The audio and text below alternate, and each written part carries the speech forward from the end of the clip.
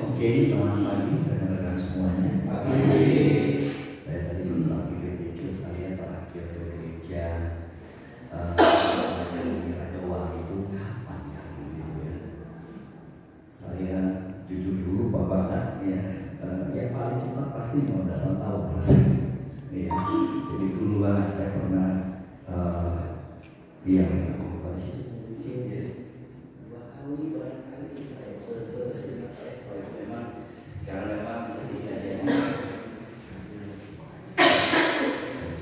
ketika jadi gembala ya otomatis ya, memang dengan jadi gembala otomatis pelayanan saya di gereja Tuhan itu di region sendiri berubah ya, karena memang ya sebagai gembala saya harus lebih banyak ada di gereja untuk melihat setiap Tuhan ya, karena kesempatan seminggu sekali itu kesempatan yang sangat berharga ya, karena setahun ya cuma 52 kali ya, sehingga saya memang mengambil komitmen apa namanya ya, kerap kali pelayan itu di ruang tidak ada hampir meninggal gitu ya, bahkan kadang-kadang juga rumah nama saya sama proposal yang minta pun ya, dan kalau mereka ngomong ke saya dulu ini kami saja susah bukan susah gitu loh.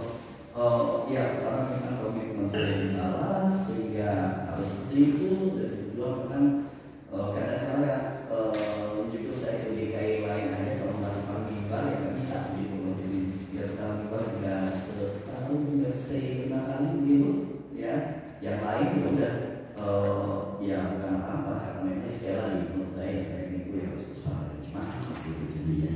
Ya, sehingga ketika kadang-kadang ada kesempatan seperti ini, kalau ada gereja yang mengundang tentang ada acara seperti ini, pasti saya sangat ya pasti saya sangat. Oke, rekan-rekan, ketika saya diminta untuk by the way thank you ya dari saya senang sekali bisa bareng dengan saudara semua ya, dan saudara tidak mencoba memikirkan, karena saya tahu ini kan kesempatan rekan-rekan semua the leaders ya, ini ya sama baik saya baik saudara, kita sama-sama leaders, baik kita rekan menghamba Tuhan ataupun penatua ataupun pengurus seperti itu, sehingga saya jujur sebenarnya tidak memikirkan apa yang akan kita bicarakan. Saya lebih berpikir saya selalu lebih senang kita banyak ngobrol ya, kita lebih banyak discuss ya. Dan by the way tadi saya senang banget pagi bisa bicara singkat dengan Bokso Felix ya, 10 menit itu menurut saya wah sangat kaya sebenarnya ya, dan feel free, saya rasa itu ya kita mesti lebih banyak ngobrol sebenarnya, karena kita leaders ini kita udah cenderung pada tahu sebenarnya ya, sehingga apa yang saya sampaikan bukan sesuatu yang something new ya, ini cuma terima ini, karena itu saya akan coba dari awal saya udah pikir saya ingin banyak ngobrol, tapi tadi ketika ngobrol dengan Boksu saya semakin terkonfirmasi benar harus lebih banyak ngobrol ya, kita harus lebih banyak ngobrol. Karena itu file ini saya akan speed up. Sebenarnya nggak perlu foto-foto, nggak perlu ini, sebenarnya ngambil aja file semua ya, nanti bisa ada saudara semua. Jadi saya akan coba speed up, meskipun memang kadang-kadang kita foto itu udah ngomong speed up nama aja juga dosa berkorban jadinya. Tapi let's try gitu ya, let's try. Oke, kita akan bicara mengenai bersatu di dalam Kristus ya. Ketika saya jadi dosen ya, saya pernah jadi dosen by the way beberapa udah lama sendiri ya. Kerap kali ketika dosen sebelum saya mulai kelas ya, saya selalu bertanya pada mahasiswa, saya ingin let's say kalau saudara jadi mahasiswa, saya kerap kali selalu bertanya ini, kalau saudara boleh pilih, ini menjadi salah satu sisi bagaimana saudara akan pilih kerja buat paper pribadi atau buat paper kelompok. Oke, yang berkata mau paper pribadi angkatan, yang mau pribadi harus pilih ya, kalau nggak semua ya. Oke, yang pribadi angkatan, oke, yang kelompok angkatan. Oke, pertanyaan saya yang kelompok dulu, kalau pribadi kan angkatan duluan tadi ya. Kelompok risetnya apa? Yang duluan? Lebih ringan, oke. Banyak juga, oke. Oke, yang pribadi bebas, lebih maksimal, bebas, fokus, lebih gampang. Apa? Lebih gampang. Kasih sampel. Lebih adil buat penilaian.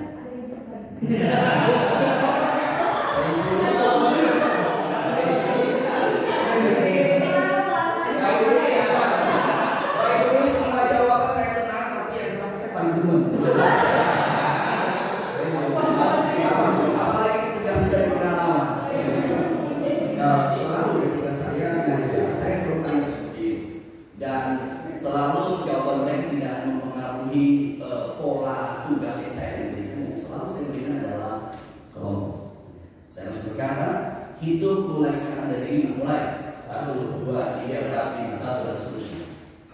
Yang menarik nih, ketika yang hidup 1, 2 dia 1, 2 ketika mereka ngomong gini, apa yang terjadi kemudian? Kepala langsung jadi belakang, langsung jadi kuping.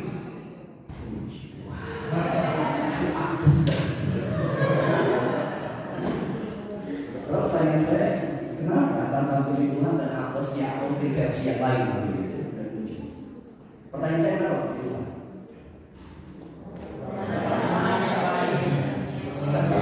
Oke, teman yang pintar, teman yang rajin, teman yang kreatif. Kenapa apes? Sebaliknya itu saja.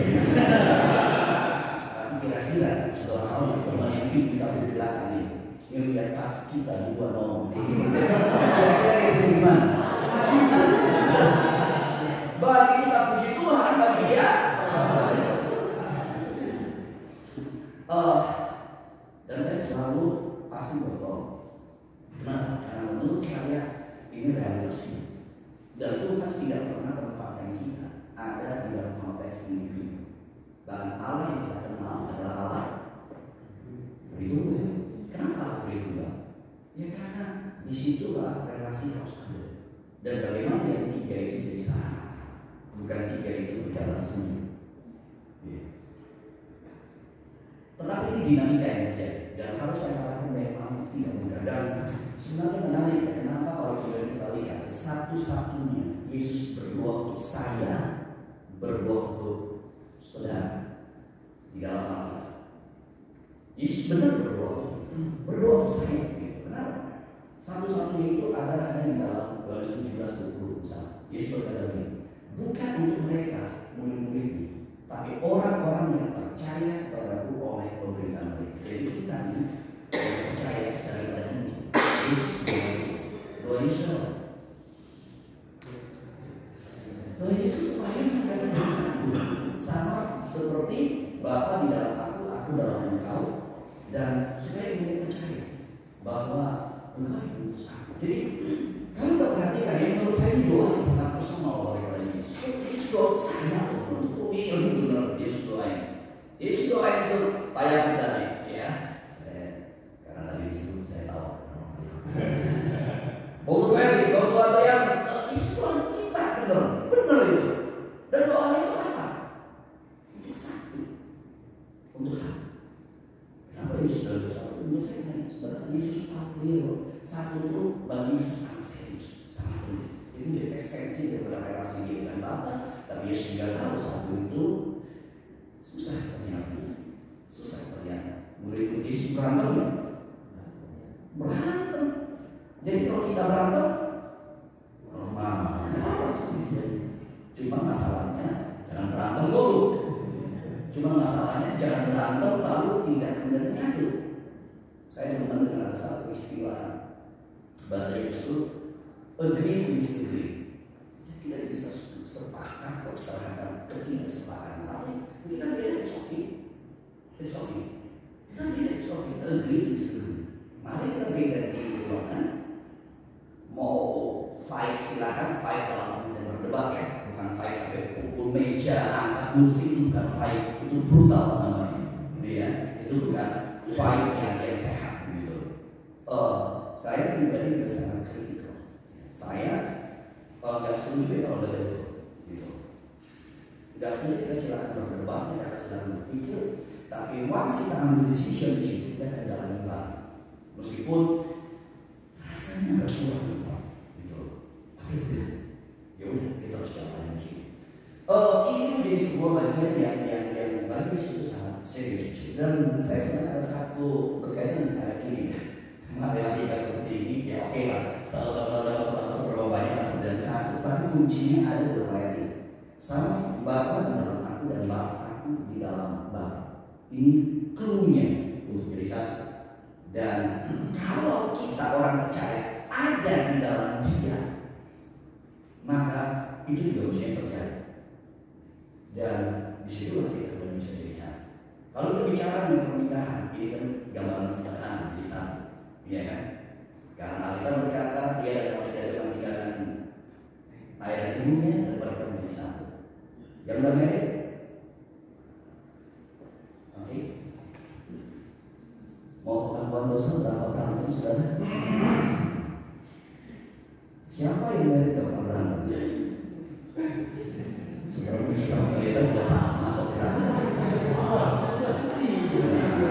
Respon saudara udah agak berbeda.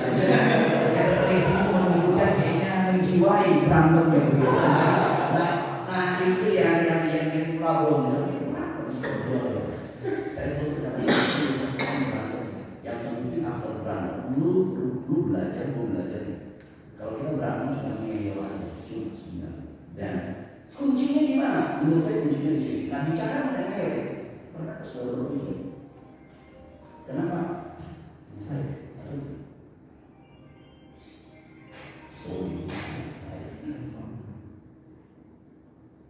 biasa. Minta maaf.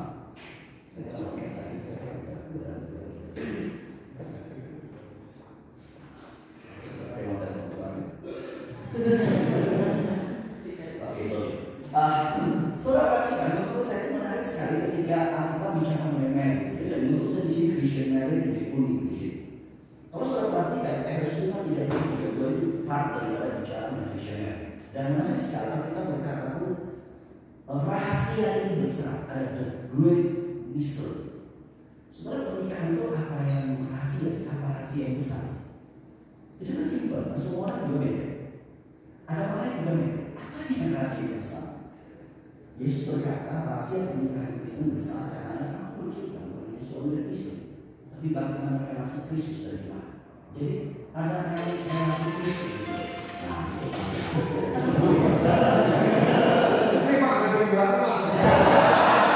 Saya tahu ya. Saya udah tahu. Sebelum bunyi yang lain boleh kasih saya dulu. Tolong make sure silent dulu ya. Kecuali kalau istri nggak usah silent. Oke, nah sekarang kenapa tuh gitu loh? Saya kemudian mendapat satu hal dari yang selalu saya tanamkan dengan anakku. Kenapa sih menikah harus dengan seimbang? Dan menurut saya bukan hanya seimbang. Karena anak juga berkata, Muslim itu orang seimbang juga hidup baik-baik. Kita seimbang sama-sama, kalau itu betul. Makanya saya berkata, seimbang pertama tapi seimbang tidak cukup. Harus seimbang yang semakin growing di dalam Kristus. Karena kuncinya di situ. Tapi harus saling di dalam Kristus dulu. Itulah sebabnya saya sangat setuju dengan nomor ini. Husband and wife ini segitiga family. Dan ini kan untuk menjadi satu nih, iya. Mereka menjadi satu. Betul sih mereka dekat. Ini caranya. Cek istri di sini, suami di sini supaya menjadi satu. Tapi cara kedua adalah semua semakin growing kepada Kristus, kepada Allah. Semakin mengasihi Allah, semakin mengenal kebenaran, semakin mencintai kebenaran, tambah dekat. Ini great mystery-nya di sini. Kalau suami semakin mengasihi Allah, maka suami pun akan hidup dalam benar, menjadi suami takut Tuhan. Kalau istri mengasihi Allah, maka istri juga akan menjadi istri yang mengasihi suami, yang hormat, yang tunduk kepada suami. Kenapa? Karena mereka growing di sini. Nah, saya percaya ini prinsip utama. Ketika bicara mengenai united in Christ, jawabannya sederhana. Saudara, saya growing atau growing spiritually. Semakin mengenal Allah, semakin ada di dalam dia, semakin mengasihi dia begitu. So ini pertanyaan ini. Kalau betul kita ada dalam Kristus, kita mengasihi Kristus, kita bisa berbeda, kita bisa posisinya oposisi di dalam diri. Tetapi kita punya hati yang sama kok. Kita punya cinta yang sama. No issue sebenarnya. Jadi menurut saya kuncinya di sini sebenarnya. Kuncinya cuma di sini. Kita betul growing-nya. Kalau saudara nggak growing, saudara mau belajar mengenai cara kerjasama, saudara mau growing, mau belajar mengenai strategi kerjasama, saudara mau ngobrol mengenai apapun,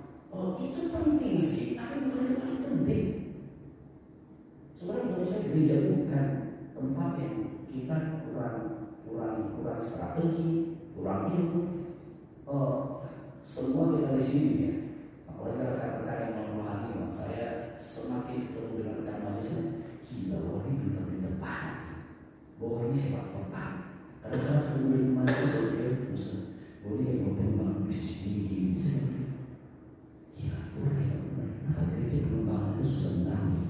Kalau pengembangan bisnis setahun buka ini, lepas daripada tentu saja gereja tidak hanya itu daripada situ.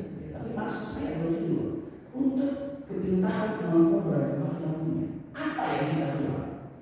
Menteri isu United Acquisition. Kalau betul kita grow, maka menurut kita bisa dan kita akan melakukan apa yang telah mau. Nah, berbicara mengenai jadi satu ini, saudara, saya mencoba. Ini masalah dua. Saudara bicara mengenai saudara bahwa ini nanti kita kalau saudara sekarang juga boleh ini bicara mengenai pikiran Kristus. Jadi kalau saudara perhatikan, Paulus itu kan bicara mengenai dalam hidup bersama. Kalau satu ini harus satu hati, satu ambil bla semua. Lalu kemudian Paulus bicara mengenai selanjutnya sama seperti Kristus yang merendahkan diri. Dan menurut saya ini ayat yang sangat penting bicara mengenai kesatuan. Ayat ini kuncinya adalah ada di dalam ayat yang kelima.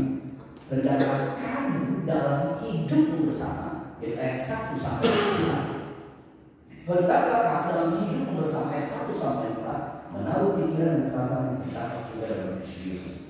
Jadi bagian ayat 6 sampai 11 itu yang terkait dalam teologi sebuah Yesus inkarnasi. Tapi menurut saya hal yang sangat menarik dalam Alkitab adalah konsep teologi itu di dasar dari kehidupan bergereja.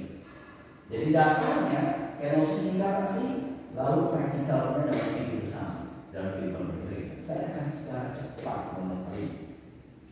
Kalau kita perhatikan, maka tadi ayat 5, ayat 6, 7, 8, saya akan fokus ke 3 ayat ini. Dan ayat 9 dan seterusnya sedikit bicara mengenai Kristus yang merendahkan diri dan Allah yang merendahkan. Menurut saya pikiran dan perasaan Yesus sudah ada dalam aspek ini, yaitu merendahkan diri dan taat hidup dan obedience.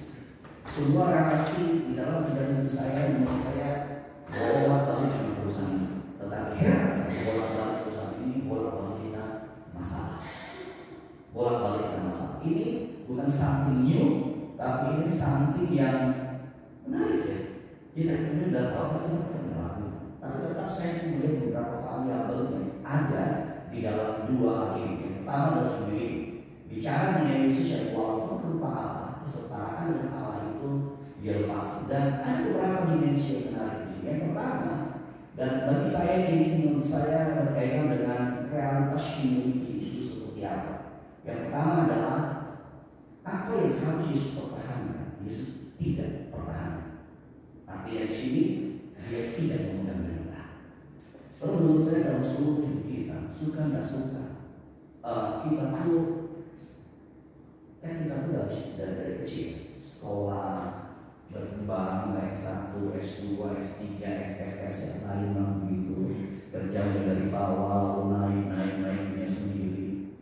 Thanks God untuk semuanya. Tetapi problem dari semuanya itu adalah by the way juga sama dengan gereja. Saya mulai ketika lulus masih sekia banget. Sekarang saya udah nggak sekia lagi. Kecuali kalau ketemu boksu yang satu ini. Ya, saya tadi ngobrol sama berapa loh? 60 berapa boksu? Saya pikir udah bisa sekia banget karena saya baru baca langsung.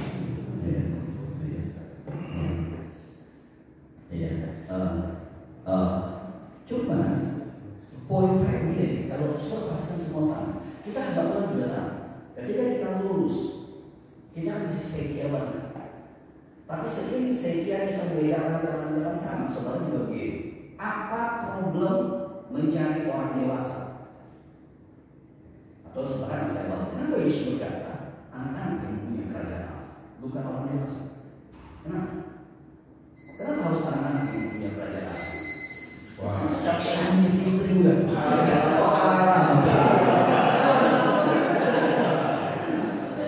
Berarti kapalan lagi, kapalan juga tolong dia. Oke, balik lagi. Tadi saya ngomong oh, kenapa anak-anak yang punya banyak nama? Kenapa? Karena anak itu sederhana. Kita ngomong, dek kesini, oh ya oke, kenapa? Dek tahu nabi, oh ya oke. Kalau kita, dek kesini, misalnya, panggil dulu. Atau nih kesini, ngapain? Saudara, problem daripada orang dewasa adalah kita tuh semakin bergede-gede, ada beragam hal yang achievement yang kita capai tanpa terasa kita pegang dengan erat. Lu nggak tahu ya bos, lu anak baru berani ngomong gua begini. Apa yang kita bangun, satu sisi kita bersyukur, saudara. Makanya jadi orang pintar puji Tuhan, jadi orang berhasil puji Tuhan, jadi orang kaya puji Tuhan. Tapi hati-hati, you kalau berhasil tambah kaya tambah pintar, lu saya kira bagaimana? Istri atau suami punya pasangan pintar senang nggak? Suami punya istri pintar senang nggak? Jangan berani jawab, saudara nggak senang. Tapi kalau istri pintar senang nggak? Pintar kita senang, kepintaran berbahaya. Kenapa kepintaran berbahaya?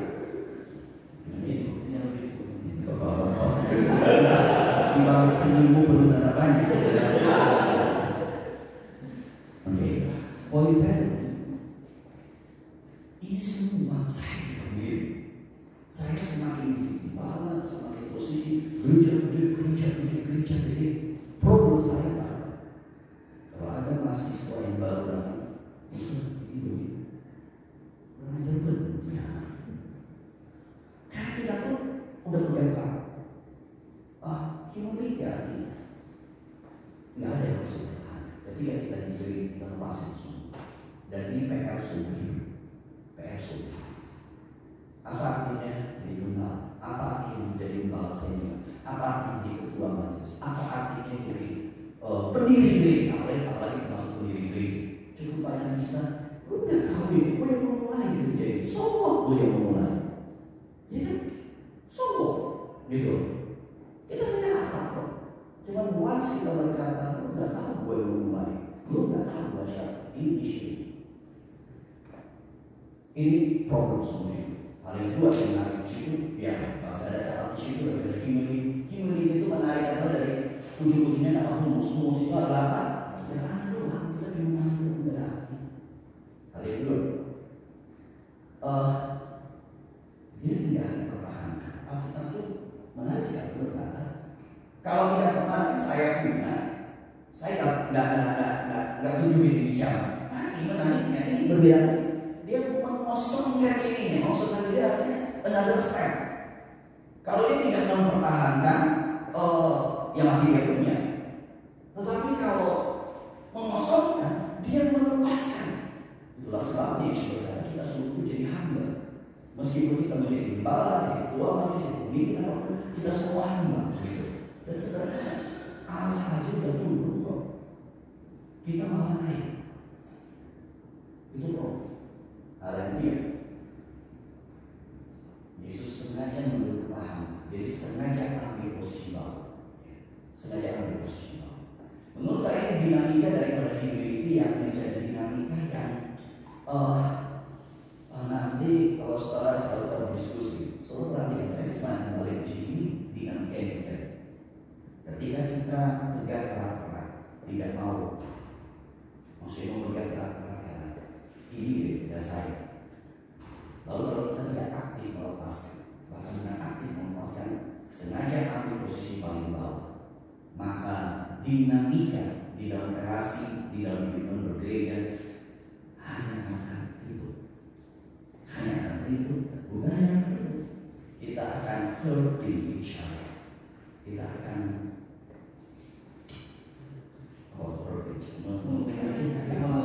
melukai, ya. Kita akan melukai sama-sama lain, ya. Kita akan melukai sama-sama lain.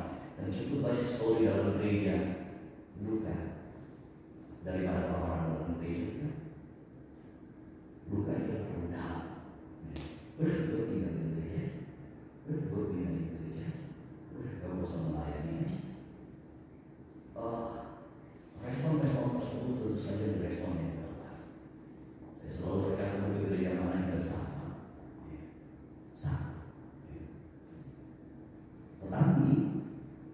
merespon tidak tepat, tetapi ketika ada orang berkata gue perlu, nah ini menjadi bagian yang harus berpikir. Kenapa ada seperti ini? Kenapa ada seperti ini? Gambar ini menjadi gambar yang saya masih ingat dalam satu retret di GKI Greenfield ketika saya jadi kepala GKI Greenfield. Kami awal memulai sengaja dalam satu retret, rasanya itu dalam kebaktian untuk rasanya benar sekali kebaktian itu. Ya. Kami itu sengaja membuat sebuah acara closingnya itu, kami jadi ada jemaat yang kami suruh duduk, ya, jemaat ada majelis, ya ada ini duduk, lalu kami para hamba masuk membasuh kaki, ya, daripada rekan-rekan yang harus. Wah, saudara, waktu saya melihat ya, Tuhan bekerja luar biasa, ya, karena saya tahu, ya kita nggak ngatur sih begitu, nggak ngatur sih begitu, ya. Tapi kebenaran pas hamba Tuhan ya, basuh kaki yang cuma tulis ya, ciumnya habis-habisan begitu loh, itu benar-benar ya. Kalau kita tahu sih, ya, kalau kita tahu, ya. Tapi ini sama sekali ngatur, karena kita cuma kasih ide, suruh panitia, wah, dan panitia kan cuma aktivis aja, dia nggak ngerti apa. Ya, dan itu ambil baki di situ aja, udah pergi aja, udah dibasuh gitu. Nah, pasti ada pas udah jadi kan, pas urutan dia mati dah. Ketemu lagi siapa? Itu ributnya udah bisa-bisa. Tapi justru dengan kita seperti itu, meskipun memang ini hanya sebuah ritual itu menolong baik hamba Tuhan, baik majelis itu, kemudian mereka cuma merasa begitu, sama waktu merasa diri kayak mau saya masuk majelis. Tapi nggak bisa merasa, kok nggak harus sama sekali masuk. Dia menyadari masa saya Tuhan masuk. Tapi justru di situ juga Tuhan juga punya rencana. Lepas setelah itu pulang ya pasti nggak gampang lagi sih. Ya tetap masih ada PR gitu jadinya. Cuma ini tidak akan disuapkan dia betul-betul benar. Dan yang kemudian adalah ketaatan.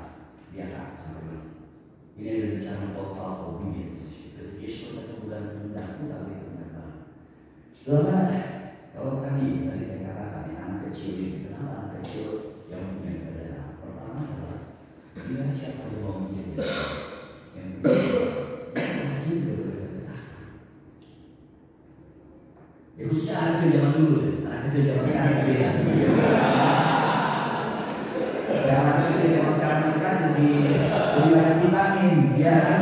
Kalau zaman dulu kan kita kurang vitamin, ya. Jadi agak telolet.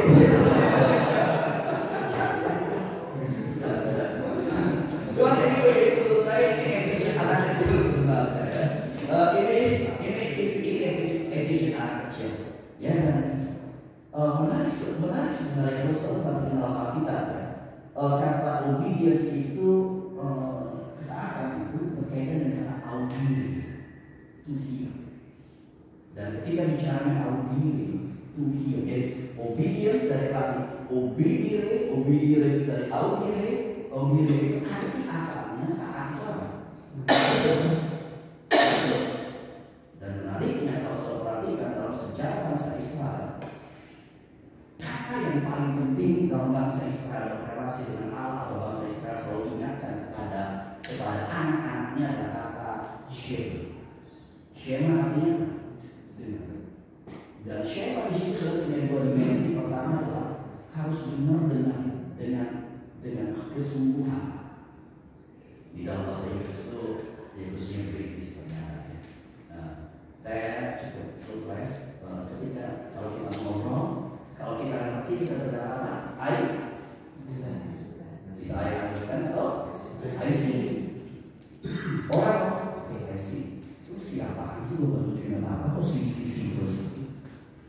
Tetapi itu benar. I see artinya tidak melihat psikolog, tapi dia betul apa yang beda satu dia membuka pikiran dia ngerti, dia terjemah. Nah, lalu kemudian kata Shema itu juga berarti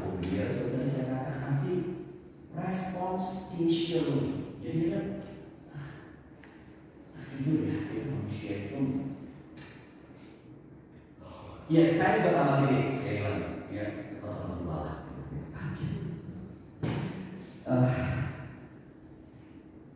Dengan kita tambah gede, tambah tua, kita tidak akan kalah. Menurut saya, aku timbangnya masalahnya hati sih. Hati nggak mau apa aja sih sebenarnya. Nggak mau belajar dengan aja, nggak mau belajar dengan. Dan menariknya karena kita sudah didik, kita pun bisa beragam banyak rasa. Saya punya satu anak dan anak saya, ya cuma kalau saya komentarnya unfair ya, ada namanya. Bagi saya pintar, ya. Ya, area tertentu pintar, ada area tertentu dia tak pintar, ya dia pintar tentang logical flowing point. Suatu ketika saya masih ingat dia di masa teenager sekarang kuliah dan dia udah selesai di masa teenager dia juga bersama maminya tuh, lalu maminya ngomong begini, namanya anak remaja udah mulai bisa melawan, dan celakanya ngelawan dia kalender. Ngelawan kalender artinya ngelawan pakai otak gitu. Dia berdebat dengan maminya dan saya membantunya, tapi mami itu pada itu mereka udah diskusi dan tensi udah mulai naik lah begitu. Dan dia udah tegas dan maminya tuh kayak kunci bopak jadi. Ya. Jadi saya kalah dialog lah kira-kira, kalah debat lah kira-kira begitu. Punya dia reasonable nggak? Reasonable. Saya ketika lihat dialog semua saya mengatakan pada dia, jajan ini pasti dulu bisa argumentasi dengan dan disebut logika itu benar. Saya pasti ngomong begitu.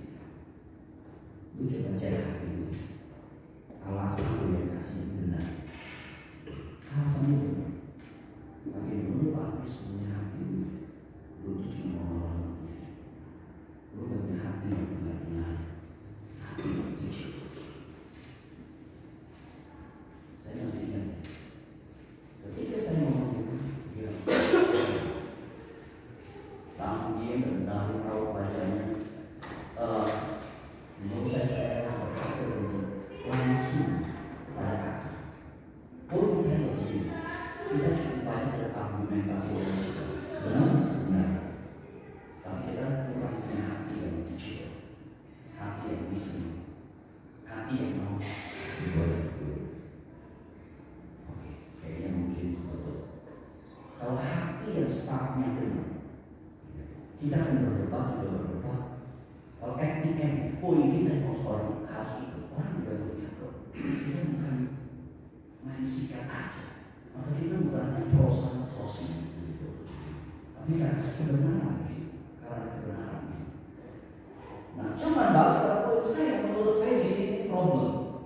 Nah, menariknya, saya kutip dari Henry Everett, biblically speaking, to hear and not to do is not to hear at all. Kalau kita cuma dengar dan dalamnya hati yang tak betul, itu dari masalah saya itu bukan shame. Dan cukup surprisingly, ya kalau sudah perhatikan dalam Alkitab ada kata listen, ada berapa itu? 1500 times. Berapa? 1500, 1500 ya, lebih dari 1500 kali. Ya. Ada kata shema, ada kata listen. Tapi menarik sekali. Yang paling dikomplain Alkitab apa? Israel nggak dengar, tergantung. Dan story Israel, story saya dan saudara, ini juga story gitu. Kenapa kita perlu ibadah setiap minggu? Karena dengar pulang nggak lakukan lagi, dengar pulang nggak lakukan lagi setiap minggu kita harus ibadah. Kenapa mesti aku dosa setiap minggu? Ya dengar buat dosa, dengar buat dosa, aku dosa, dengar buat dosa, aku dosa. Ini problem kita. Ada satu buku yang berapa tahun lalu saya baca, The Listening Life. Ini termasuk ketika waktu saya mengambil lanjutan diri saya beberapa tahun lalu. Jadi satu buku yang diminta oleh dosen harus baca The Listening Life. Dan sebenarnya buku ini basicnya berbicara mengenai mengoreksi bagaimana kita punya hidup yang lebih mendengar. Dan ada satu statement yang sangat singkat saya senang di sini adalah hearing is an act of the senses. Jadi mendengar itu sebuah proses daripada otak kita, sistem berpikir kita, ya, daripada proses sensis tersebut. listening adalah act of the will. Apa maksudnya? Listening sebagai act of the will. Artinya masalahnya lu mau dengar. Sederhananya begitu. Lu mau dengar. Dan harus saya katakan kebanyakan kita susah dengar. Kita betul sama-sama alban. Ya, dan setelah sih bicara mengenai in Christ, apakah kita menyadari bahwa kita growing, dan growing itu ditandai dengan sungguh dan obedience. Apakah kita memahami apa itu? Oke, dan sampai di sini masih ada setengah jam kalau saya ngomong. Silakan. Ada yang mau saya respon tadi? Oh, oke. Ada satu file ini karena saya dari Filipi. Jadi unity itu juga terjadi di book of Philippians ya. Unity itu related dengan humility dan itu kitab Philippians itu adalah kitab sukacita ya. Joy itu adalah berkaitan dengan unity. Oke, silakan ada pertanyaan. Kalau ada pertanyaan, saudara keluar dari tempat ini lalu gak bisa menyapu bosan double. Ya.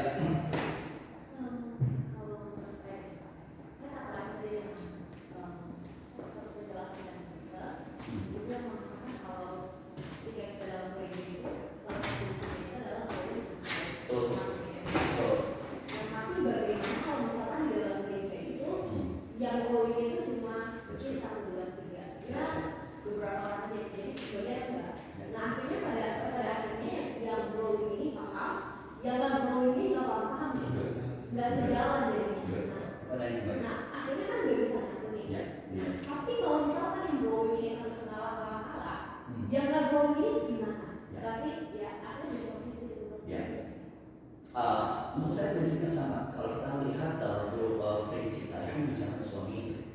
Suami istri juga ada begitu kan. Istri yang lebih growing, suami yang kurang growing lah kira-kira begitu. Iya kan? Sulit kan? Sulit pasti. Tapi pada sulit itu membuat kita way out di divorce. Jawabannya enggak kan? Jadi maksud saya divorce itu kadang-kadang kita pikir satu solusi. Aduh udah pindah gereja aja dan belum apalagi bukan gereja aja misalnya begini. Itu bukan solusi. Itu bukan solusi. Udah kita berantem aja, gue punya kelompok, itu bukan solusi. Divorce bukan solusi. Tapi justru ketika kita ada dalam sebuah pergumulan, pertanyaan di mana kita jalan. Dan menarik sekali dalam prinsip Alkitab adalah Paulus berbicara, saya kaitkan dengan suami istri. Istri yang beriman harus memenangkan suami yang beriman. Itu seperti itu. Suami yang tidak beriman kurang. Berarti kalau kita betul growing, yang penting satunya growing benar ya. Maka kasih Allah akan memenuhi kita untuk merangkul yang berdosa bersama. Jadi tingkat kesabaran bukan kesabaran dewa, kesabaran ilahi kira-kira begitu maksud saya. Ya. Dan kita gini, gue bisa bersabar kayak gitu. Gue bisa punya pikiran positif gitu. Kalau pikiran orang tua, selesai aja lah gitu. Ya. Nah itu kan sabar itu kan ada batasnya. Ya. Satu sisi itu, tapi kesabaran ilahi ada batasnya. Iya. Karena itu yang penting sakit terus growing benar. Nah dengan hadirat Allah yang memenuhi dan setelah doa yang orang yang tidak growing, puasa untuk yang tidak growing. Dan as long yang kita growing banget dan dia mulai growing. Dan as long kita growing dia akan lihat ini sama Allah apa yang ini. Biasanya kayak gini. Dan kita itu bisa cuma belajar bahwa Tuhan masih bisa dan saya hidup dan jujur itu bukan saya tapi Kristus yang ada di dalam yang dimana dan memang betul sedikit dari mungkin akan tidak terus sempurna tapi pelan-pelan orang itu tidak mampu juga kecuali orang tidak growing banget ya. Dan memang orang itu menjadi diam dalam banyak kita ya. Dari A sampai Z semua udah tahu ya. Ini menjadi orang yang menjadi super duper sama siapapun gitu. Mereka menjadi diam dan udah bilang, udah ngomong dia nggak growing sama sekali. Ya kalau saya biasanya saya berbuat baik, ya kalau ada dosa saya akan panggil sebagai gembala, saya akan panggil, saya akan berdoa. Mungkin dia nggak suka saya sudah, Yesus saya juga nggak suka orang, kalau saya nggak disukai apa-apa. Yang penting jangan disalibkan kayak Yesus aja. Kalau mau sampai salib, oke lah. Saya selalu menjadi oke.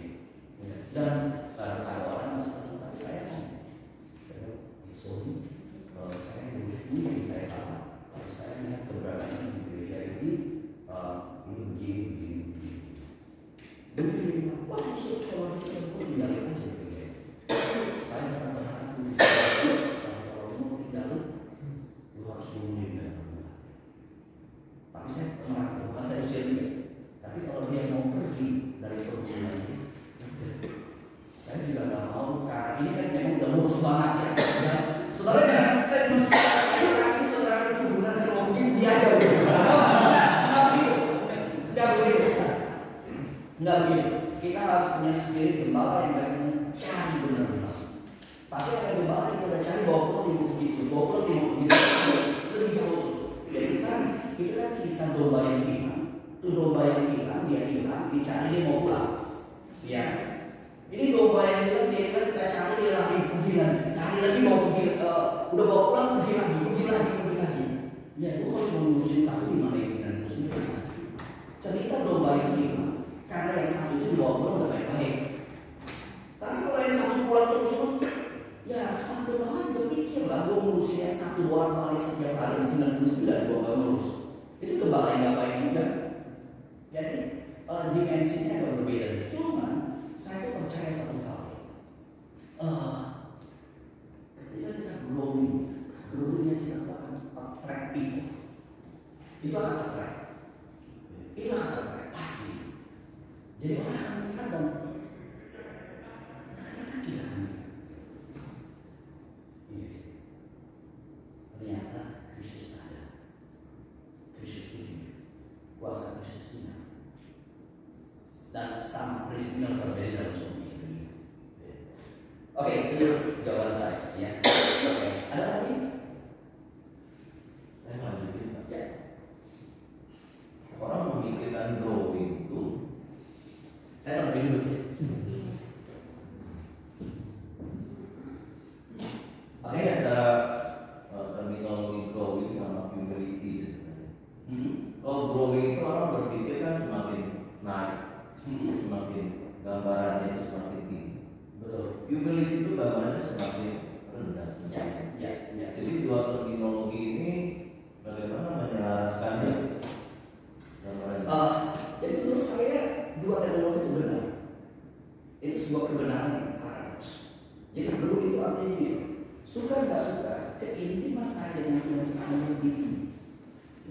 Cuma seiring keintiman lebih tinggi akan terekspresi membuat saya lebih humble. Jadi itu paradoks sebenarnya. Semakin kita intim dengan Tuhan, semakin dalam dengan hadirat Allah. Kan rupa Kristus semakin nyata dalam diri kita. Iya kan? Kristus semakin nyata. Kalau Kristus semakin nyata, Kristus humble. Bahkan perhatikan ya, di dalam sejarah gereja.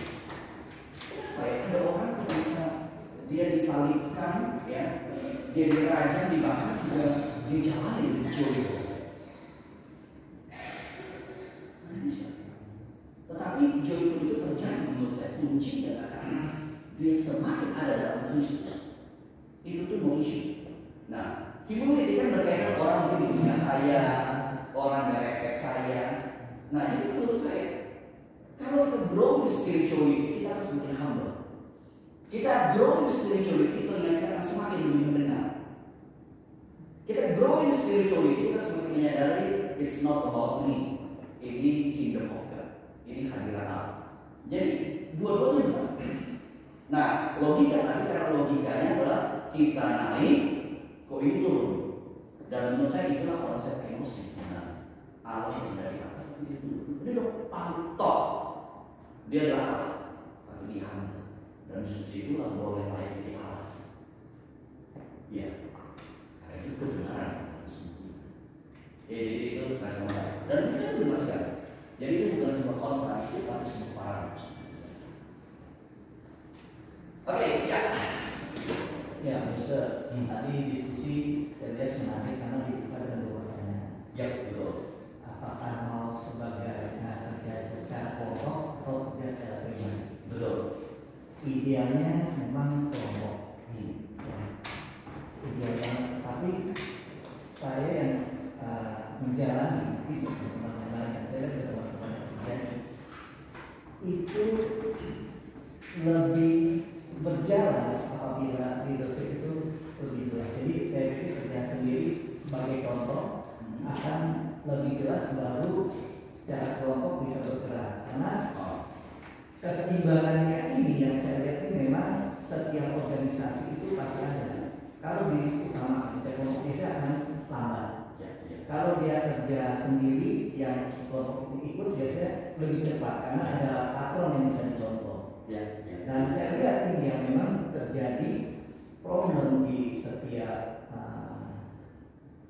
organisasi, khususnya di gereja ya, apalagi gereja semakin berlanjut itu. Kelemahan pada komunikasi ini yang saya lihat akan memperparah, dan mungkin kita boleh bahas mengenai komunikasi karena pertambahannya usia organisasi dengan leadership yang semakin tinggi, dia punya kepercayaan diri semakin tinggi. Tadi saya tarik bahwa pemilik kerja surga itu adalah benar juga, karena semakin tinggi dia akan semakin merasa dia paling benar, dan itu memang secara langsung itu manusiawi kita alami gitu kan. Nah, bagaimana supaya menyeimbangkan inilah yang kita perlukan. Ya ini sebetulnya analogi ini sama dengan yang saya sampaikan kepada tentang hubungan suami istri. Semakin bertambah usia pernikahan itu sebetulnya bukan tambah dekat, tambah lebih. Tambah usia tambah muda. Betul, karena secara fisiknya memang kualitas kita menurun. Persepsi dari pasangan kita berpikir lu hidup sama gue semakin lama semakin mungkin, tapi sebetulnya kita belum tentu gitu. Nah, saya pikir mungkin boleh dibahas juga peranan komunikasi. Sebelum ke ini, maka yang penting kuncinya di sini. Here itu bukan act of senses. Karena tambah itu budak sebetulnya. Ya, itu kalau senses. Tapi kalau will di dalam itu harus kita pelihara. Ya, hati dan benar-benar. Oke, kembali ke saya pergi ke sini. Ketika tadi saya bicara kerja kelompok atau kerja pribadi, saya bukan mau berkata bahwa lalu jadi dalam semua organisasi pasti harus ada seorang leader yang mulia. Jadi dia yang harus bawa gerbong, dia punya visi dan itu harus. Nggak ada tuh istilahnya organisasi itu kita semua mau bangun. Jadi karena apa? Leader itu harus punya visi, dia yang harus menarik semuanya itu supaya semua jalan. Nah, cuman problemnya adalah kalau leader itu tidak punya spirit ini, yang di bawah itu merasa, itu cuma belajar, cuma susah itu. Jadi visi itu harus jadi visi bersama. Nah, ini challenge dari leader menurut saya di sini. Challenge daripada leader di sini. Nah, permasalahannya kadang-kadang kita sebagai leader kita tuh berpikir ide gua baik loh, gua mau jalanin loh begitu. Saya ingat ketika 2 tahunan lalu saya sekarang ditempatin di KWSD. 2 tahunan lalu saya di situ. Saya ketika datang, saya tuh pasti udah punya visi tertentu. Saya ngajak seluruh hamba Tuhan, ya Tuhan mengajak kita ambil waktu kita, saya share kepada mereka. Saya membawa kepada visi ini. Ya sembari saya lihat apa yang sudah dijalani gereja. Gereja kan udah dari gembala sebelumnya, ya. Dan ingat baik-baik itu selalu saya tanamkan, termasuk ketika salah satu rekan akhirnya jadi gembala saat ini juga di GKI itu saya bilang ingat ya, lu jadi gembala jangan datang sok jagoan. Meskipun lu punya visi yang bagus, punya planning yang bagus, lu mau jalannya, lu harus bawa jalan bareng. Ini bukan jalan sendiri. Challenge-nya gitu. Dan saya masih ingat waktu saya sharing about lalu. Oke, Musuh, kita jalani. Sabar. Saya ngajak ke majelis saya ngobrol. Oke, Musuh, jalani. Sabar dulu. Ya, saya collect semua leaders, kemudian pemimpin kelompok kecil semua kelompok. Saya share. Dan saya buka Q&A. Aku mau tanya pada siapa. Ini visi kita akan begini.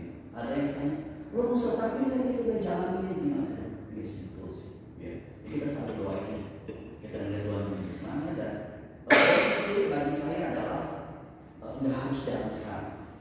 Lu mau jalan tahun depan itu oke. Tapi saya beritahu ini arahnya begini. Bukan berarti yang sebelumnya salah. Ya. Cuman karena saya sebagai gembala, ini yang saya mau bawa. Ya. Saya bisa nggak jalan itu bisa. Cuman ya kalau kamu tanya saya di sini. Cuman karena kemajuan di sana akhirnya lihat begitu. Musuh jalan. Ya, jalan. Poin saya adalah harus ada yang memberikan direction. Tetapi bagaimana kita membawa direction itu semua jalan bareng. Jadi ada individunya, tapi ada komunitinya. Saya nggak bisa kerja banget, nggak bisa membawa jalan gue jalan aja. Saya frustasi sendiri jadi. Saya kan ribut sendiri, cari gara-gara sendiri. Ini udah susah, jangan cari tambah susah. Dan yaudah, saya cuma share, cuma akhirnya menarik. Ya mereka lihat visi yang sama, oke kita jalan. Ya, tapi harus ada, bukan yang cuman tantangannya adalah gimana visi itu menjadi sebuah visi yang bersama. Dan rekan-rekan majelis yang artinya saudara yang bukan rohaniawan, ya, bukan hamba Tuhan, cuma pendeta penginjil, gitu maksud saya. Memang kita harus make sure untuk perkataan hamba Tuhan ini, pendeta penginjil ini yang ada baiknya kalau ada visi majelis, visi gembala, kita coba ngobrol lah. Kita semakin banyak karena nggak bisa visi cuma gue mau begini, karena nanti di gembala baru menjalani. Ya. Kadang-kadang gembala hamba Tuhan saya juga ingin berkata, kita harus bersyukur kalau Tuhan memberikan majelis-majelis yang brilian, punya hati untuk gereja. Sehingga mari kita juga melihat, karena suatu sih ini pengalaman saya. Jujur, menurut saya kita di sekolah teologi kan juga memang belajar teologi banyak, tapi banyak hal kita sedang belajar di dalam bangun timur, ya, dalam literasi, ya, dan saya tuh bahkan tuh sampai masalah tinggi. Heran, kita tuh jadi hamba Tuhan lulus. Saudara ketika lulus masuk ke gereja ya lulus sekolah teologi. Jadi apa? Langsung kan pembinaan komisi anak, pembinaan anak. Sekarang saya balik ke company. Anak S1 lulus masuk ke company, dia jadi apa? Asisten. Dia ada kan istilah pembina komisi itu kan udah kayak manajer lah gitu. Jadi manajer enggak? Masih S1 saya kira kalau nanti apa belajar dari bawah dulu gitu jadi manajer. Saudara, saya nggak mungkin. Saya ketika masuk ke gereja langsung jadi pembina komisi anak. Komisi anak waktu itu teman-teman gue sekolah minggu mereka ngomong ini kayak tali kusut, lagi berantem lagi ribut. Saya datang, gila mesti gimana? Bukan ngerti kalau bawa aja lah gitu. Cuma nggak bisa, kan harus ngurusin. Cuman ya thanks God, ya saya di situ banyak belajar. Saya cuma oke ya, saya punya hati yang sama, ya. Dan sebenarnya hati yang hanya itu udah saya nyatuin ngobrol kita ini, kita coba melihat dan ya thanks God ketika hati itu ada, ya. Hati untuk cari hadirat Tuhan itu ada, ini pasti blessing. Ya dan at the end ya sampai saat ini guru-guru sekolah minggu saya dulu awalnya di GKI Kanan, ya mereka sekarang udah jadi majelis semua, lalu termasuk guru-guru sekolah dulu tahun lalu ketika mereka ada acara pembinaan gitu mereka tanya atau bisa tak bantuin kita ya pas saya yang sama anak keluarga ke Bandung, mereka acara Bandung saya berita keluarga ini mereka ada acara itu udah lah 2 setengah hari lah di situ bantuin mereka lah ya udah oke. Dan memang karena kami dekat semua. Cuma poin saya adalah begini, ketika saya masuk di situ saya tidak diperlengkapi, tetapi saya cuma mau belajar dengan rendah hati, mau coba ini dan Tuhan bentuk, Tuhan bentuk. Balance leadership. Saya berharap jawaban saya bisa menjawab pertanyaan. Ya. Kalau kita lihat di kisah para rasul 14 itu kan ada dua pilihan, Paulus dan Barnabas. Mereka pernah berselisih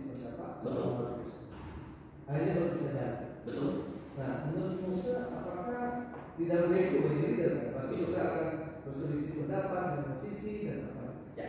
Nah, apakah keputusan mereka itu sejalan menjalankan masing-masing itu hal yang baik? Saudara, saya percaya satu hal, perpecahan pasti bukan kehendak Allah. Meskipun Tuhan bisa bekerja melalui perpecahan, Allah bekerja. Saya dalam perjalanan hidup saya mengalami beberapa peristiwa perpecahan gereja. Saya selalu marah terhadap perpecahan gereja. Reason apapun. Apalagi kita Protestan, jangan buru-buru semakan Martin Luther. Saudara belajar histori Martin Luther. Martin Luther itu bukan pada dirinya memecah. Enggak. Dan puluhan tahun proses rekonsiliasi coba dilakukan. Nah, kalau kita Kristen zaman sekarang, kita nggak suka bukan gereja, apalagi sekarang ini kan kayaknya bukan gereja gampang banget, gitu. Apalagi lu diperkosa gitu. Kita lagi ngapain sebenarnya? Kita lagi ngapain? Terlepas daripada Allah bekerja. RTN Allah bekerja.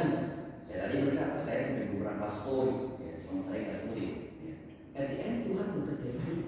Tuhan juga bekerja. Cuma menurut saya tetap Tuhan nggak mau.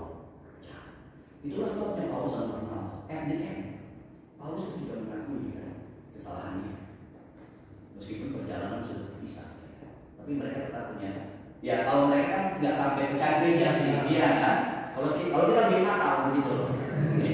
Iya kan? Kalau kita lebih fatal begitu loh. Iya. Saya terpecahan bukan ini. Dan itulah sebabnya Yesus kan doanya supaya kita satu ya. Karena itu memang sama hati sih kalau saya. Ya, jadi jangan karena kepikir udah percaya gereja aja. Jangan berpikir cowok gereja. Sekarang orang cowok gereja gitu. Cowok Yesus gitu. Ya silakan. Bisa hidup nggak? Bisa hidup. Tapi kan kita hidup bukan untuk bisa hidup gitu loh. Kita hidup kan untuk glorify God gitu. Keterpecahan apapun tidak glorify God. Itu pasti. Dan luka yang terjadi, meskipun kadang-kadang Tuhan izinkan luka itu supaya kita belajar untuk kemudian belajar. Jangan hidup dalam luka mulu juga. Ya. Cuma kalau saya jangan buat luka, ya kan? Jangan buat luka dulu gitu loh. Kalau luka sudah terjadi, ya sudah percayalah Tuhan yang memberikan, yang penting tetap semuanya ada di dalam kebenaran. Kasih blessing. Oke itu ya. Jadi jangan pakai Petrus, Paulus, Barnabas alasan kita terpisah. Itu bukan alasan. Justru Alkitab menegaskan kesadaran itu ya akhirnya. Ya. Oke. Jadi teringat kata riset setelah semuanya dari awal baik kerja bersama, kerja sendiri, mendengar, menerima, taat, berhati, kemudian mungkin ada perpecahan. Riset perlu ada di mana? Perlukah ada? Riset, oke. Ini ada Bapak ngomong. Sorry, saya masih ada Mengenai mungkin kan sebenarnya seperti perpecahan tadi, konsep riset yang ada di situ. Ada riset peluang, ada Oh, riset ulang ya, bukan riset research gitu ya. Oke, good. Riset jadi kayak handphone di riset ulang. Oke, thank you. Jadi itu yang saya katakan. Cukup banyak kita berpikir kita dengan spirit Martin Luther. Itu yang saya katakan. Banyak saya katakan saya dalam pengalaman hidup saya ada 3 kali yang saya kalau menggunakan kepala sendiri dalam perjalanan terjadi perpecahan. Dan saya ada dalam kondisi di sini dan saya berkata Tuhan apa ini? Lu mau punya spirit riset, jangan ada niat dalam dirimu. Kecuali kalau gereja bilang sesat ya. So banyak perpecahan gereja sesat.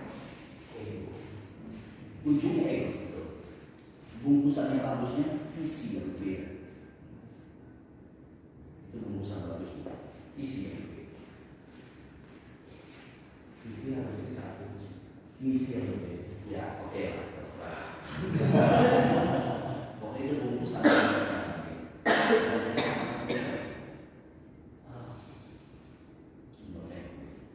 Kalau melihatnya secara positif, riset ini tadi kan dari sendiri. Ya. Kalau positif. Oh, esensi riset itu positif.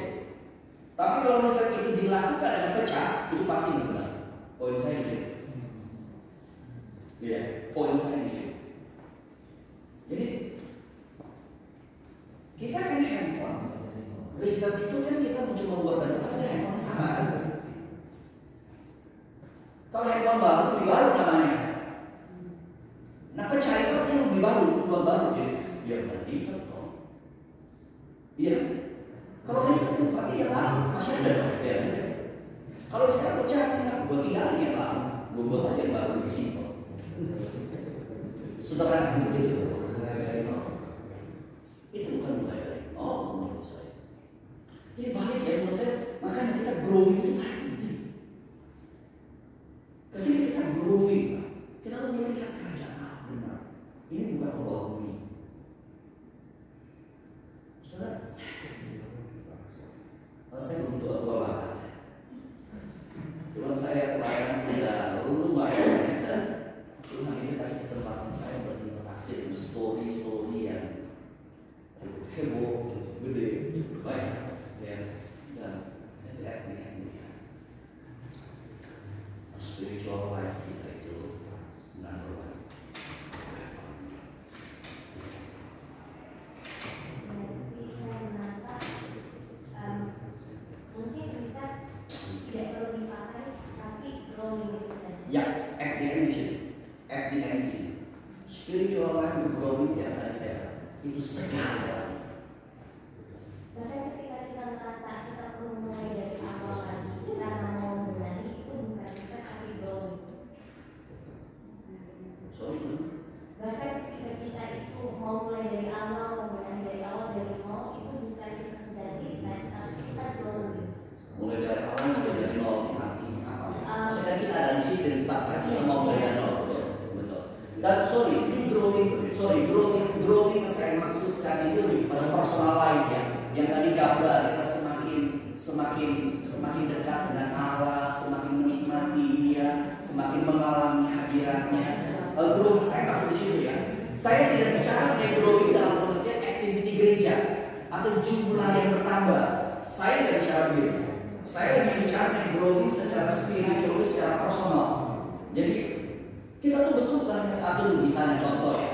Tapi saya selalu mengalami hadirat Tuhan dan satu itu jadi firman yang kayaknya dalam setiap hari itu Tuhan berbicara dalam hati saya. Dan kalau growing seperti itu saya akan teachable. Saya dengar-dengar, saya tidak merasa saya paling benar. Gitu. Saya bisa lebih terbuka. Saya bisa lebih mengasihi orang. Saya bisa lebih sabar kalau mereka yang lambat. Itulah dari sebabnya kan pertanyaan mengenai saya kasih gambaran suami istri. Kalau kita growing betul, kesabaran ilahi itu akan muncul. Nah itu growing sesungguhnya. Nah itu yang harus kita kejar.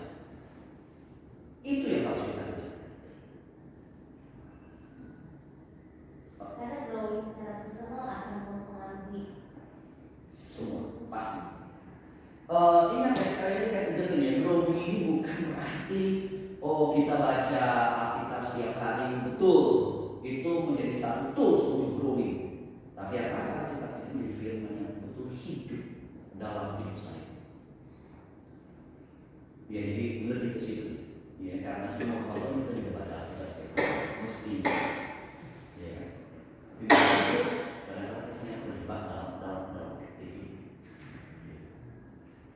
Terus ada kadang-kadang jemaat berkata solicita. Kadang-kadang jemaat berkata, hamba Tuhan juga nggak berubah.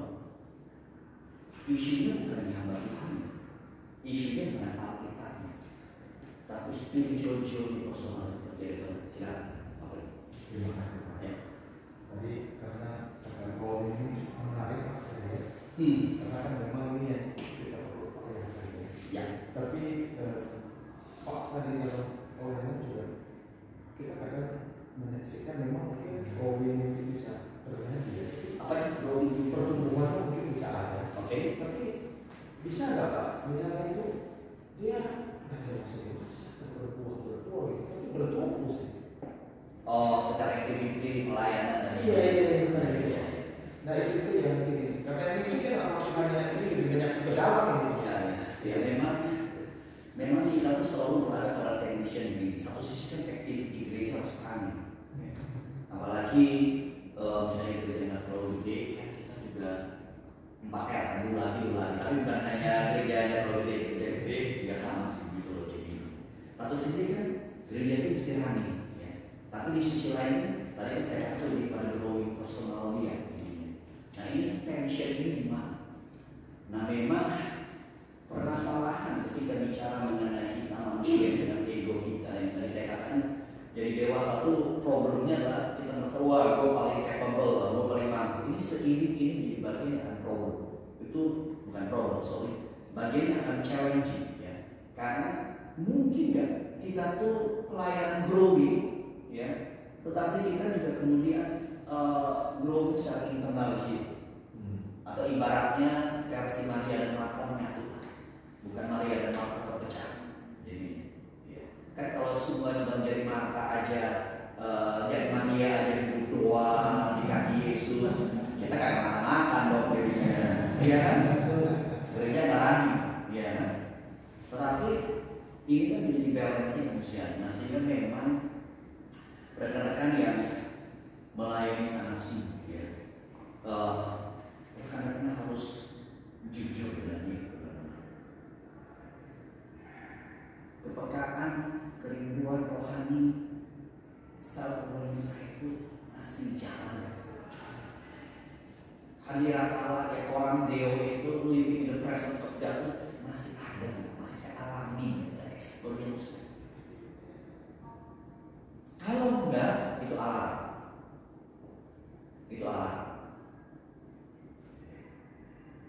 Karena kita tuh bisa kejebak dalam aktivitas yang growing, bukan personal yang growing.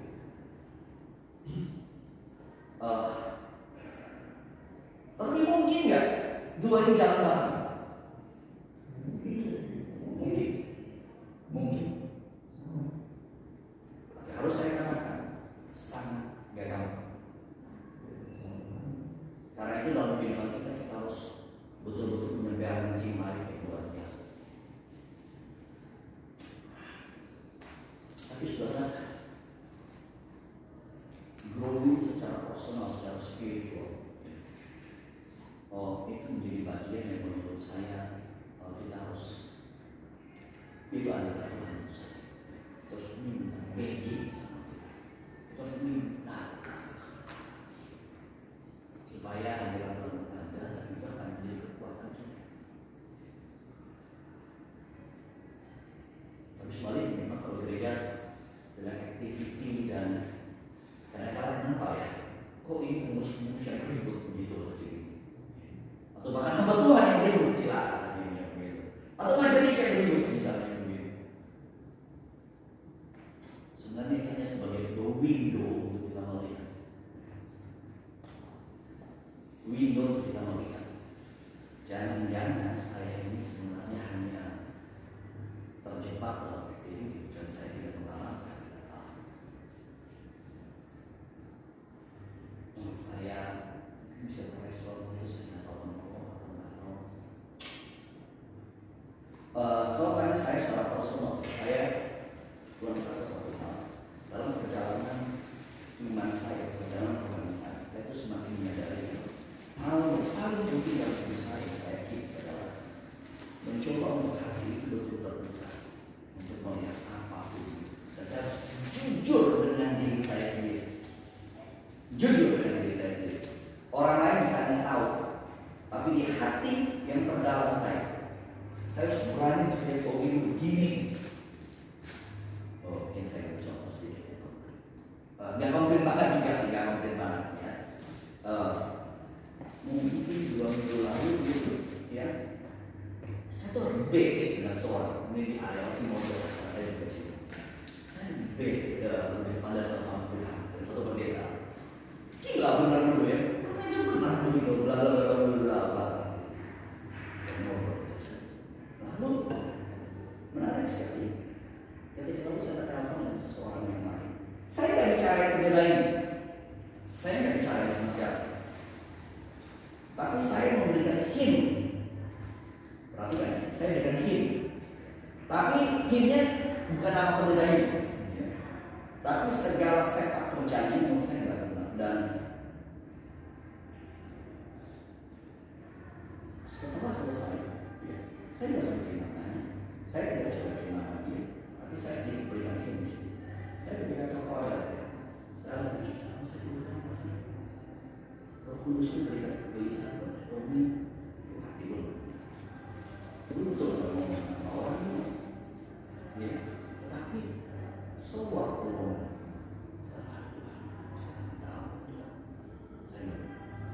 Kalau saya mau berkesi saya harus mengikuti saya.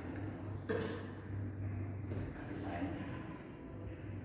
Poin saya, saudara harus biasakan hal kecil ini. Karena kalau you main-main, suara Roh Kudus itu kalau kita tidak lihat, telinga kita akan semakin tinggi. Kita semakin mengeraskan. Dan semakin mengeraskan, semakin mengeraskan, semakin mengeraskan. Percaya, kita tidak bisa mulai. Tuhan itu bukan untuk pendeta hebat. Tuhan bukan untuk pendeta pintar kok. Meskipun pendeta yang kurang pintar kok harus belajar, ya. Jangan secara belajar. Saya pribadi juga masih terus belajar sampai sekarang. Ya, even tadi pagi pun saya masih dengar punya Tim Keller lah. Itu ada bagian yang saya ingin explore. Sampai saya exercise dikit, saya dengar Tim Keller untuk saya juga ingin pro. Kita mesti belajar semua. Kita mesti belajar semua. Tetapi saya tidak percaya bahwa Tuhan itu tidak butuh pendeta hebat. Tuhan itu hanya butuh pendeta yang punya hati Tuhan, mencari hati Tuhan. Tuhan tidak butuh majelis hebat. Tuhan tidak butuh. Tuhan itu hanya butuh majelis yang mencari. Dan cari Tuhan itu gimana tuh? Hati kita tuh kita harus pelihara, harus jaga. Karena dari hati itu sumber semuanya. Hati kita listening. Listening bukan karena kasih bukti. Orang tak perlu kasih bukti ini aja kita juga menyangkal. Iya. Lu mau bawa bukti video pun bisa direkayasa. Bisa nggak punya urusan bukti? Bahkan belum terekspos. Kita harus tahu. Karena kita harus jujur dengan diri. Kalau enggak, kita main gereja-gerejaan terus kan. Dan itulah sebabnya gereja itu hanya jadi masalah. Dan sorry to say, menurut saya harus mulai dari leader. Dan leader di gereja siapa? Rekan-rekan hamba Tuhan, kita semua. Meskipun saya tahu mungkin di sistem ada ketua majelis yang memahami, ya. Tapi harus saya katakan rekan-rekan hamba Tuhan mulai dari kita. Kalau kita nggak punya hati yang benar-benar, hati yang mau terbuka, ada hati yang nggak suka dengan berkat, hati yang iri hati yang kesel. Oke lah, kita manusia kesel, saya nggak kesel. Tapi once kekesalan itu muncul dan mulai ada nggak benar, beres ini, jangan main-main. Apalagi hati itu berpengaruh majelis yang lain, deketin yang lain, lebih kacau. Sekali lagi, rekan-rekan Tuhan, saya tahu Tuhan kalian banyak, saya sudah mengatakan beberapa kalian. Saya coba berkata, kita tuh pemimpin Tuhan, kita tuh spiritual leaders. Cari itu dulu. Dan kalau kuasa Tuhan ada dengan kita ya, khotbah kita sebenarnya powerful kok. Bukan karena khotbah kita yang gimana-gimana. Tapi tetap belajar khotbah ya, jangan belajar khotbah ya. Apalagi saudara sekarang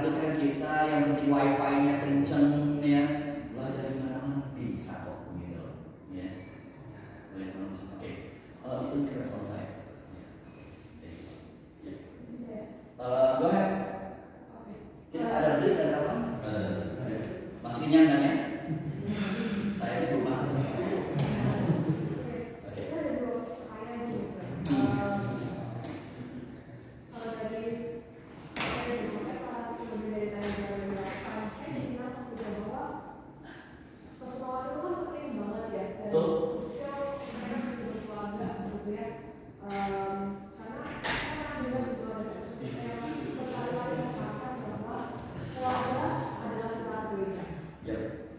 Tapi termasuk khususnya adalah keluarga dari Mama Tuhan, dan juga dari para pengurus dan juga dari saudara. Kalau ini pilar gereja kita ada sih, kalau bisa lepas. Tapi kan di sisi lain kita juga sadar kalau hidup untuk saling menggunakan relasi dengan Tuhan dalam apa setiap orang itu kan punya background masing-masing gitu ya. Karena ada dari background keluarga kita yang beda-beda dan juga mungkin itu bisa jadi juga sama lain. Itu gimana ya kalau bisa jadi dengan hal itu karena nggak mungkin ya karena kita supaya satu sama lain gitu ya. Terus yang kedua nanti kan juga discussion tentang kita harus mengalami Tuhan gitu. Gimana caranya kita bisa tahu Tuhan itu bicara saya seperti ini supaya itu nggak jadi manipulasi orang gitu di dalam ayat. Oke, dua pertanyaan saling related saya akan jawab. Jadi gini, thank you. Menurut saya betul sekali dinamika relasi bahkan dengan suami istri itu kan itu punya background masing-masing, punya latar belakang. Apakah kita healthy secara emosional atau enggak ya? Kalau saudara background dari keluarga yang healthy, saudara mendapatkan kasih sayang orang tua yang cukup, apalagi yang banyak, yang cukup kebanyakan juga nggak bagus ya. Itu tuh thanks God. Itu udah modal yang luar biasa, Dan tentu saja ini PR kita. Saudara, saya sangat berharap rekan hamba Tuhan, rekan-rekan majelis, rekan pengurus tidak ada di sini semua.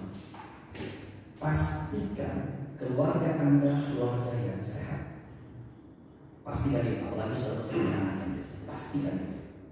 Saya selalu berkata kalau saya khotbah ini bagus, tapi istri saya, anak saya berkata, Pi, lu khotbahnya tuh jangan turun-turun dah. Lu turun kita amsyong dong. Saya kan, saya berani berkata, saudara tanya istri saya, anak saya, feel free. Dan tadi yang telepon anak saya biasa selalu dia telepon kita bertiga biasa saya lagi study di luar sehingga selalu ya jam sekarang malam kami selalu setiap hari anak saya itu setiap hari telepon setiap hari dan kami doa bareng biasa. Ini terjadi karena apa? Karena sejak awal saya tahu keluarga itu penting. Sehingga di tengah-tengah kesibukan saya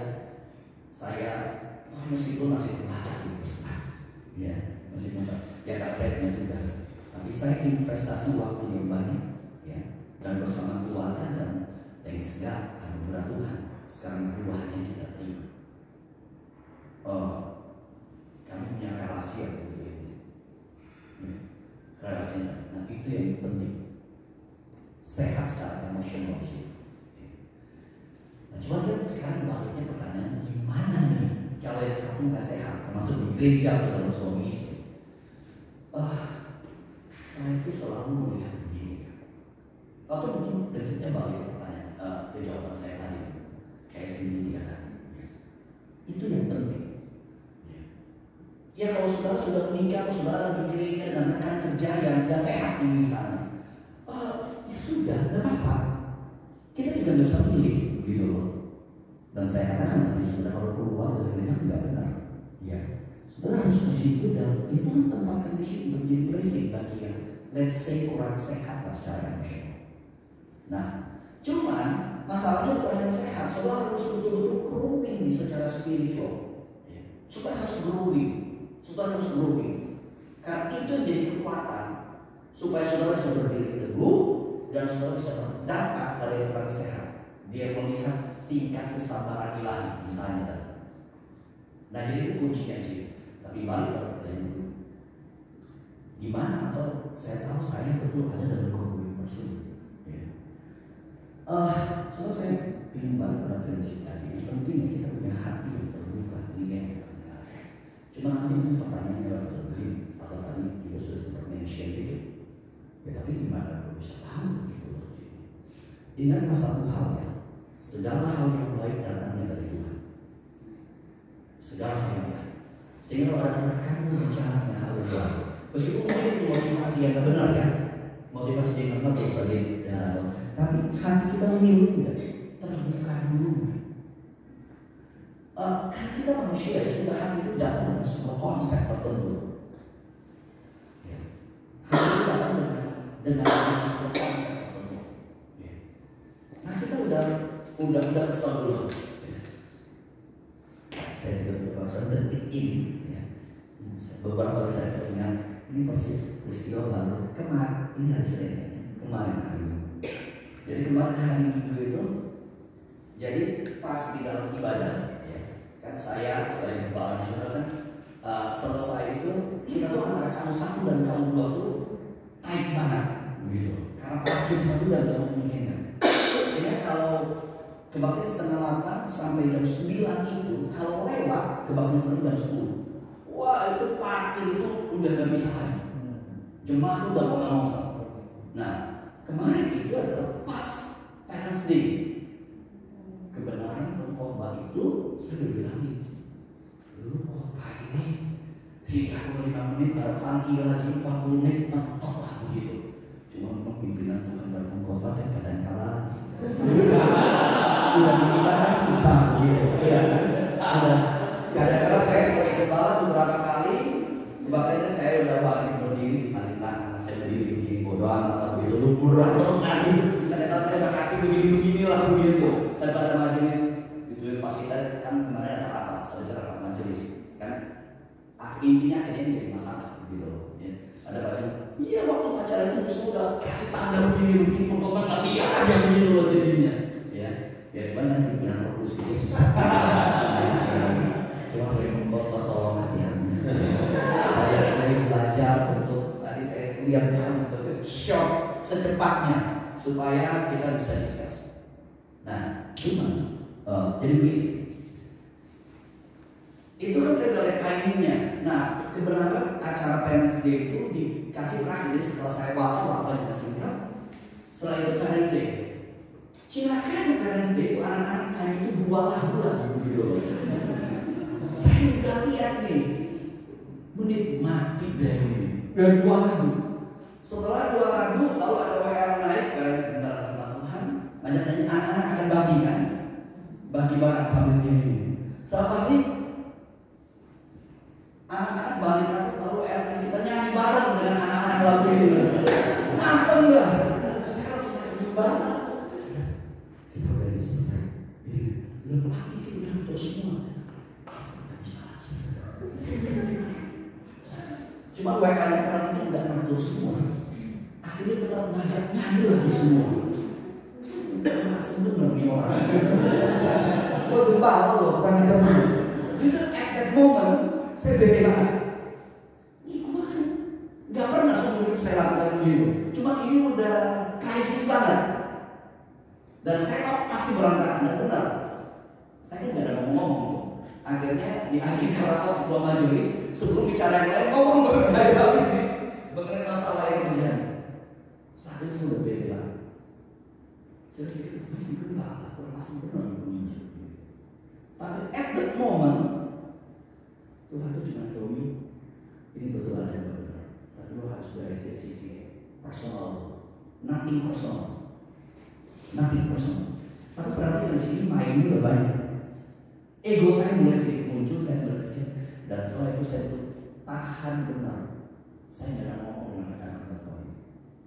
Dan ketika akhirnya ketua majelis rapat diangkat ini, saya tidak ada bicara mengenai apa. Saya cuma bicara, kita tidak saling menyalahkan. Kita tidak dalam meeting ini saling menyalahkan. Meskipun kita harus bicara. Ya dari Turki, kalau saya berkata ini udah 2 kali nyanyi double lagi gitu. Itu nggak mungkin. Tapi kemudian baru selalu memang kebenaran di warta videonya itu nanti di sinode kami itu ada ulang tahun 80 di Juni mendatang. Wah, makanya lebih banyak banget gitu. Selain pengkhotbahnya yang membofat lah gitu. Iya. Nah cuma poin saya begini. Saya pribadi belajar sensitif.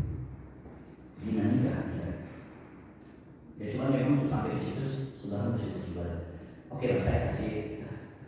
Kalau sudah tanya, oh saya bisa seperti itu bagaimana? Apakah dari dulu gua sekolah teologi? Jawabannya tidak. Ketika saya sekolah teologi, Ya basically menurut saya karena modal saya itu bukan anak yang Badung lah, ya lumayan ngerti orang lah, itu modal. Ya. Tapi masuk sekolah teologi ya sudah terjebak dalam semua ini. Tapi saya kemudian menyadari, oh, Kristus hidup dalam hidup saya itu kayak apa sih?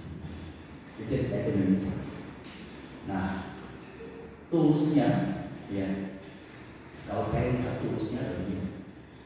Kalau saudara benar mau lakukan journey gitu, ini subjeknya ada berbeda sedikit, tapi saya kasih kiatnya. Ya. Karena kiat ini yang saya jalani. Handphone saudara set up alarm di mana? Jam 9.10 saudara set up alarm, jam 12 saudara alarm, jam 3 alarm, jam 6 sampai jam 9 udah mau tidur.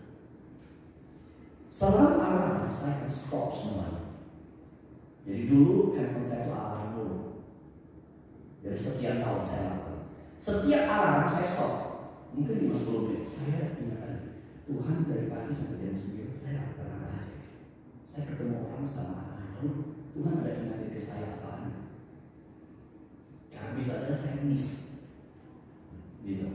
Bisa aja saya miss. Lalu Tuhan itu saya jam 9 sampai jam 12 saya mau ketemu siapa ya? Saya mau lakukan apa ya? Saya mau ini apa ya? Saya coba doa ini. Itu prinsip untuk Koran Deo tadi, living every moment in the presence of God. Saya jalan ini. Saya jalan ini 2-3 tahun saya rasa dengan alarm dan pola saya berbentuk. Sehingga sekarang interaksi dengan orang saya sensitif. Betul kan itu benar. Kayak kemarin waktu saya langsung memilah antara ego pribadi, ya. Kalau saya terus tenangkan hati saya, nah itu yang menjadi dinamika daripada spiritual journey. Ya tentu saja hanya salah kata. Oke.